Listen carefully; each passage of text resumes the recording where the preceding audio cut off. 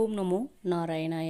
நம்ம கடந்த பதிவுகளில் 108 திவ்ய தேசங்களும் அதனுடைய வரலாறும் ஒவ்வொரு திவ்ய தேசத்துக்கும் நம்மளுடைய ஆழ்வார்களுடைய பாசுரங்களும் அந்த பாசுரங்களுக்கான விளக்கங்களும் பார்த்துக்கிட்டே வந்துட்ருக்கோங்க. அதுக்கப்புறம் இப்போ நம்ம 4000 திவ்ய பிரபந்த பாசுரங்களை பார்த்துட்ருக்கோம். இன்றைக்கி நம்ம பார்க்கக்கூடிய இந்த பாசுரம் என்ன அப்படின்னா, 4000 திவ்ய பிரபந்தத்தில் இருக்கக்கூடிய பெரியாழ்வார் திருமொழியில் 4ஆம் பத்து 7ஆம் திருமொழிலுங்க.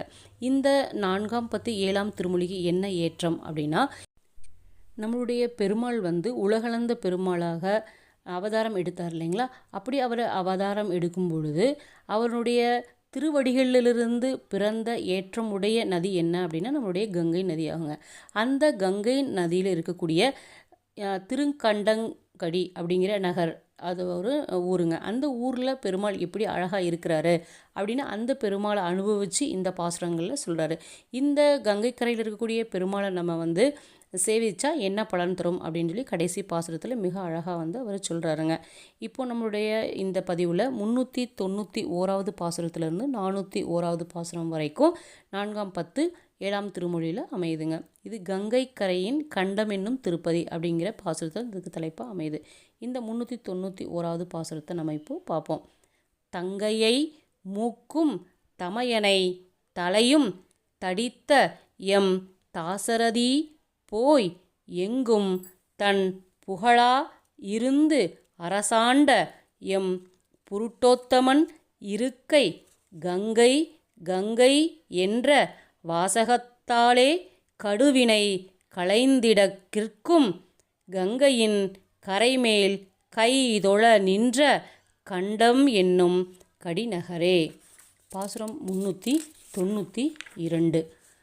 சலம் பொதி உடம்பின் தழல் உமிழ் பேழ்வாய்ச் சந்திரன் வெங்கதிர் அஞ்ச மலர்ந்து எழுந்த அணவும் மணிவண்ண உருவின் மால் புருட்டோத்தமன் வாழ்வு நலம் திகழ் சடையான் முடி கொன்றை மலரும் நாரணன் பாதத்துழாயும் கலந்து இலி புனலால் புகர்படு கங்கை கண்டம் என்னும் கடிநகரே. பாசுரம் 393. அதிர்முகம் உடைய வலம்புரி குமிழ்த்தி அழல் உமிழ் ஆழி கொண்டு எரிந்து அங்கு எதிர்முக அசுரர் தலைகளை இடரும் எம் புருட்டோத்தமன் இருக்கை சதுமுகன் கையில் சதுப்புயன் தாளில் சங்கரன் சடையினில் தங்கி கதிர்முகம் மணி கொண்டு இழிபுனல் கங்கை கண்டம் என்னும் கடிநகரே. பாசுரம் 394.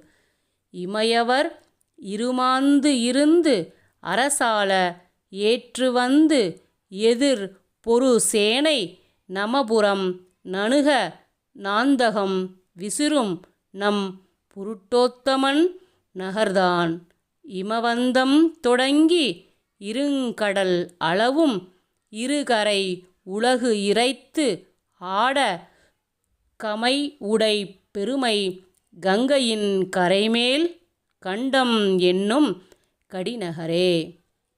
பாசுரம் 395.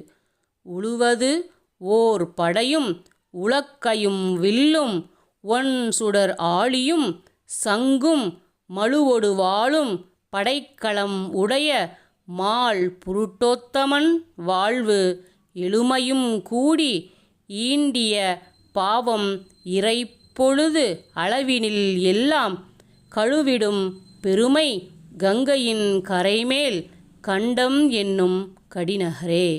பாசுரம் 396. தலைப்பெய்து குமிழி சலம் பொதி மேகம் சலசல பொழிந்திடக் கண்டு மலை பெருங்குடையால் மறைத்தவன் மதுரை மால் புருட்டோத்தமன் வாழ்வு அழைப்பு உடை திரைவாய் அருந்தவ முனிவர் அவ பிரதம் குடைந்து ஆட களப்பைகள் கொளிக்கும் கங்கையின் கரைமேல் கண்டம் என்னும் கடிநகரே. பாசுரம் 397. விற்பிடித்து இருத்து வேலத்தை முறுக்கி மேல் இருந்தவன் தலை சாடி மற்பொருது எழப் பாய்ந்து அரையனை உதைத்த மால் புருட்டோத்தமன் வாழ்வு அற்புதம் உடைய ஐராவதம் மதமும் அவர் இளம்படியர் ஒள் சாந்தும் கற்பக மலரும் கலந்து இலி கங்கை கண்டம் என்னும் கடிநகரே. பாசுரம் 398. திரை பொரு கடல் சூழ் திண்மதில் துவரை வேந்து தன் மைத்துனன்மார்க்காய் அரசனை அவிய அரசினை அருளும் அரி புருட்டோத்தமன் அமர்வு நிறை நிறையாக நெடியன யூபம் நிரந்தரம் ஒழுக்குவிட்டு இரண்டு கரை புரை வேள்வி புகை கமல் கங்கை கண்டம் என்னும் கடிநகரே. பாசுரம் 399.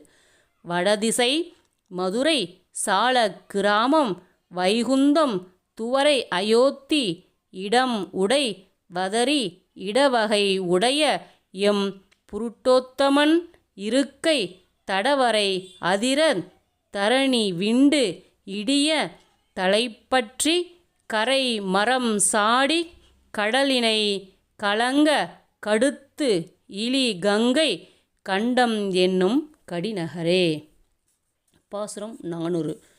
மூன்று எழுத்து அதனை மூன்று எழுத்து அதனால் மூன்று எழுத்தாக்கி மூன்று எழுத்தை ஏன்று கொண்டு இருப்பார்க்கு இரக்கம் நன்கு உடைய எம் புருட்டோத்தமன் இருக்கை மூன்று அடி நிமிர்த்து மூன்றினில் தோன்றி மூன்றினில் மூன்று உரு ஆனான் கான் தடம் பொழில் சூழ் கங்கையின் கரைமேல் கண்டம் என்னும் கடிநகரே. பாசுரம் 401.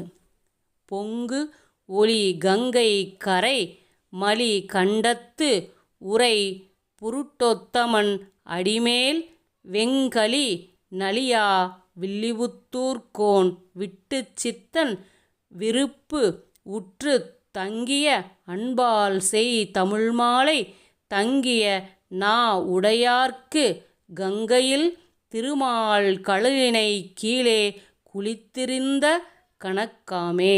இந்த பாசுரத்தினுடைய 10 பாசுரம் பாடினோன்னா நமக்கு என்ன பலன் அப்படின்னு சொல்லி பொதுவாக எல்லா 10 பாசுரங்களுடைய கடைசிலையும் வந்து பலசுருதின்னு சொல்லி அதனுடைய 10 பாசுரங்களை படித்தா என்ன பலன்னு சொல்லியிருப்பாங்க. இந்த 10 பாசுரங்களை படித்தா நமக்கு என்ன பலன் கிடைக்கும் அப்படின்னு இந்த கடைசி பாசுரத்தில் பெரியாழ்வார் சொல்லியிருக்கிறாரு. அது என்னன்னு பார்ப்போம்.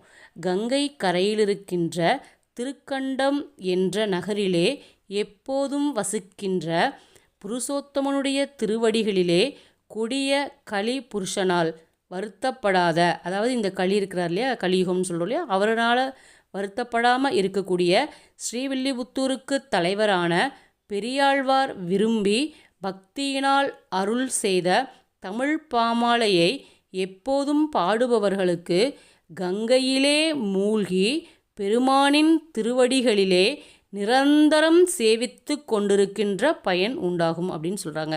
அதாவது நம்ம போய் கங்கையில் குளிச்சுட்டு பெருமாளை சேவிச்சிட்டா என்ன பலன் கிடைக்குமோ அந்த பலன் இந்த 10 பாசுரங்களை பாடினாலே நமக்கு கிடைக்கும் அப்படின்னு சொல்லி பெரியாழ்வார் சொல்கிறாருங்க. அதனால் இந்த பாசுரங்களை நாமளும் படித்து நம்ம வந்து பெருமாளினுடைய திருவடிகளை நிரந்தரமாக சேவிச்சிட்டு இருக்கக்கூடிய ஒரு பலனை பெறுவோம். பெரியாழ்வார் திருவடிகளே சரணம். ஓம் நமோ நாராயணாய.